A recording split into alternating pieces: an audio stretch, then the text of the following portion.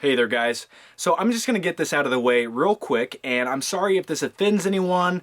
It's something that had to be done, and here's my Tom Cruise impression.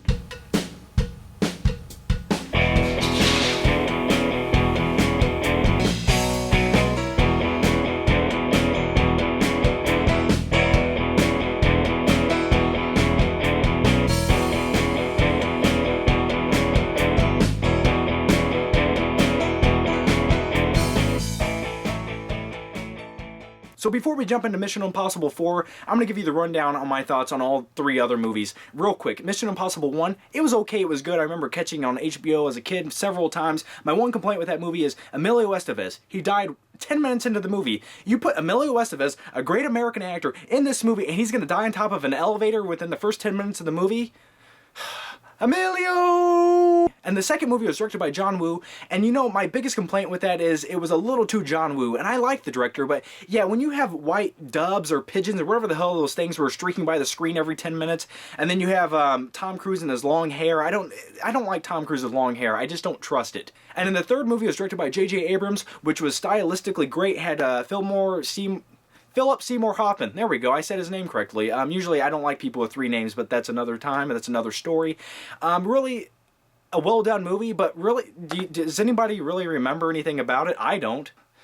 Ooh, okay, so we can slow down now. Ghost Protocol was it was a fun movie. That's the way to sum up this movie.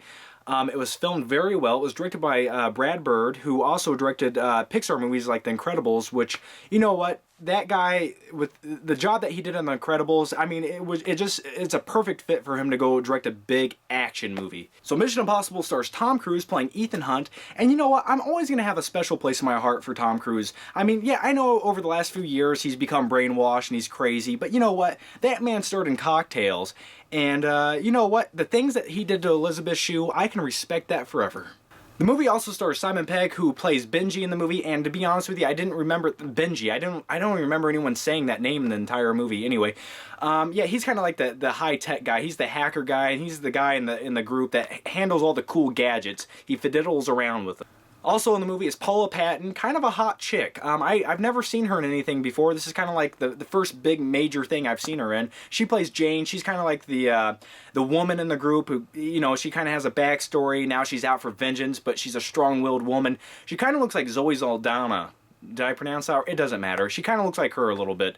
And the movie also stars Jeremy Renner, who kind of starts off in the movie, you really think he's just kind of like a pencil pusher, but then you realize throughout the movie he's a badass.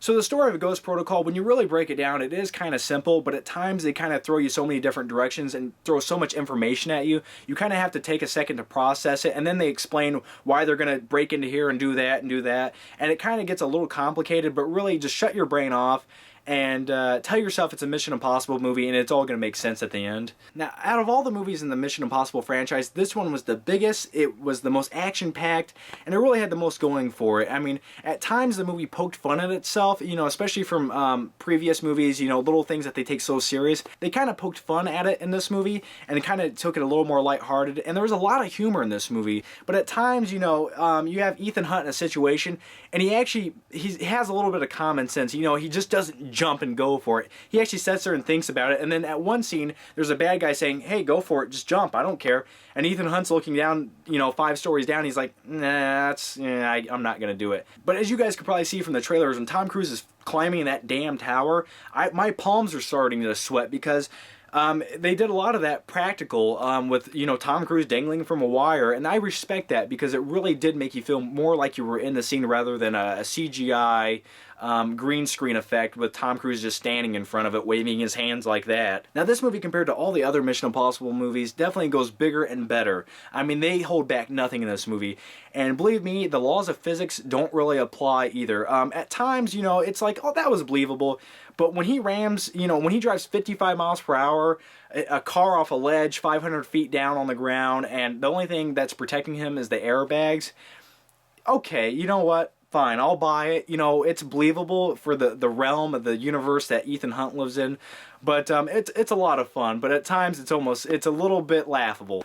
But then again, so is Tom Cruise. So this movie as an action movie is perfect. I mean, it keeps moving. The action sequences are amazing. They're well filmed. You can tell what's going on. There's choreography that actually makes sense. It's interesting to look at. And this movie doesn't just have one or two cool action scenes. There's like, what, I think 4 or 5 key scenes that really stand out in the movie, and they took a lot of time in filming them and making them right and interesting to look at. And Tom Cruise in this movie was running his ass off all the time.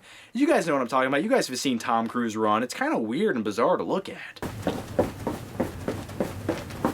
So really, I don't have a lot of bad things to say about Mission Impossible, other than the fact maybe they should have had a more villainous character that stood out a little bit more and was more memorable, and maybe could have gave Ethan Hunt more of a run for his money. That was my only really gripe with the movie. Other than that, I'd say this movie really hit every nail on the head.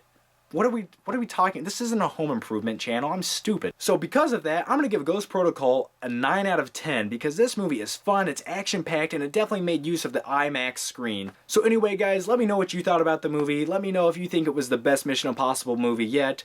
Let me know down below. But until next time, I'm John with the Flick Pig channel. Thanks for watching. Bye.